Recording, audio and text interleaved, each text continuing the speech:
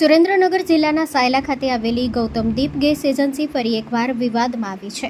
ઘરેલું gas cylinder મેળવવા માટે ગ્રાહકોને વારંવાર ધક્કા ખાવા પડે છે, જેના કારણે લોકોમાં ભારે રોષ જોવા મળી રહ્યો છે।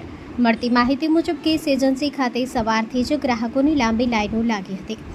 એક બાજુ પેટ્રોલ પંપ પર લાંબી કતારો જોવા મળી રહી છે, ત્યારે બીજી બાજુ ગેસ એજન્સી પર પણ ગ્રાહકોની ભીડ ઉમટી રહી છે।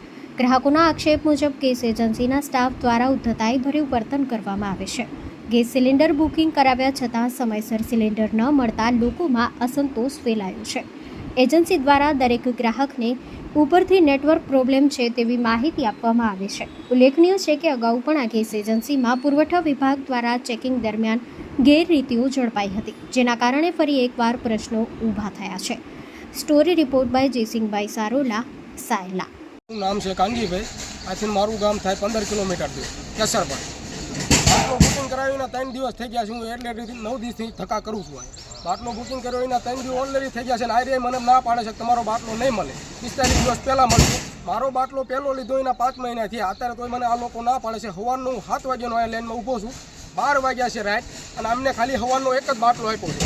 એમનું નેટવર્ક બંધ છે એમ કહે છે એ લોકો, બરાબર।